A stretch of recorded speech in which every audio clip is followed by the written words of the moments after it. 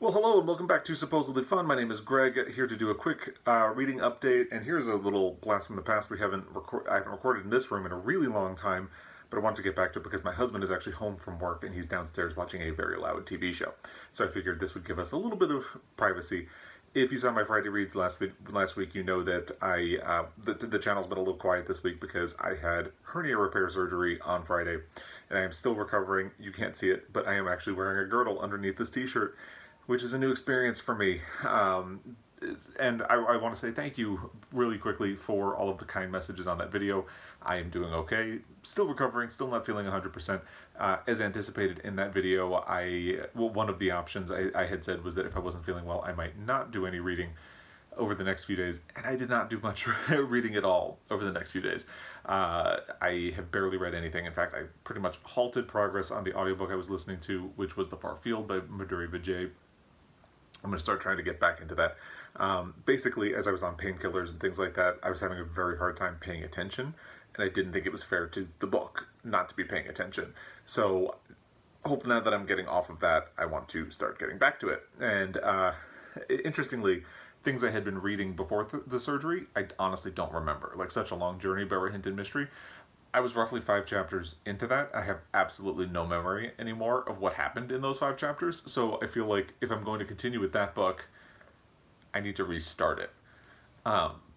More likely, I'm just going to focus on my BookTube prize judging for February and just go with that and try to get that done. Also, I had mentioned this Becoming Unbecoming by Una, which I picked up from the library because Jen Campbell had recommended it in her favorite reads of 2019, and I read it before my surgery. I managed to get it in while I was in the hospital waiting around. Didn't remember anything about it, so I actually picked it up last night, skimmed through it a bit. It is a very good book. It's really interesting. It is actually a great companion piece to The Five by Hallie Rubenhold, if that is something you are interested in reading, because it's very much about how women who are victims of crimes are often treated like suspects, and their stories are twisted and make them look bad, especially in comparison with the male perpetrator of the crime that they are the victim of. So it is actually would be, I think, a good companion piece to The Five. I would say it's a very good book. I'm going to try to reread it a little more thoroughly so I can actually remember a lot more of the details. And I will let you know once I do that. But for that very reason, I do think, again, that it would be a good companion to The Five. The only thing I managed to read since the surgery, other than that skim through Becoming Unbecoming, is D is for Deadbeat by Sue Grafton. I went back to this because it's kind of like my reading comfort food. Unfortunately, I would say this is the first clunker in the Kinsey Milhone series, which I hadn't remembered. A, B, and C were good. D, I think, has some problems. It may suffer a bit from the fact that I was very in and out of the reading process with it because I was on painkillers.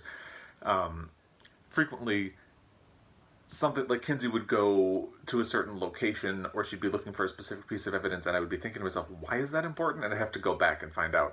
So part of me was wondering if I just had a bad reading experience of it because of everything else that is going on.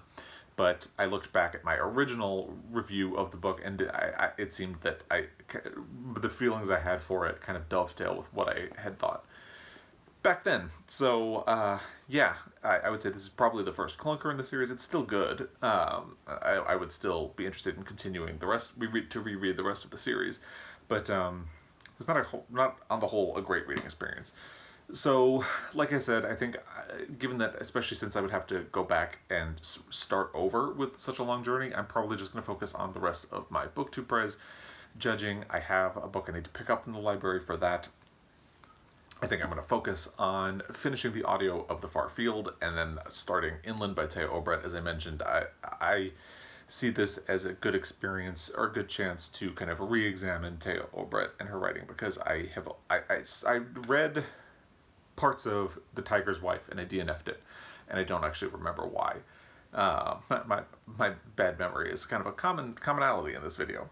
So it'll be interesting to give her another try and see if I like her any better this time around. So there you go. That is my not so exciting reading week. Again, I really appreciate all the kind comments that you left on my video. I'm going to try to respond to a lot of them. I know me saying thank you right now probably could potentially cover it, but you know, if you watch one of my videos and you take the time to leave a comment, I feel like I should get back to you. So please, thank you for your patience. I will be working my way through those. I've also fallen behind on watching YouTube videos, so I'm going to try to get caught up on that as we head into the weekend. And yeah, that's what's going on in my life. It's been an interesting week, kind of a slow week. Hope yours has been better. I'd love to hear what you're up to in your reading life and what you're up to. And please drop those comments down below. I will respond to them as they come in. And so just a quick update. I want to get back to my chair and take it easy for the time being. So as always, thank you for your time. I really appreciate it. And I will be back again. Until next time, happy reading.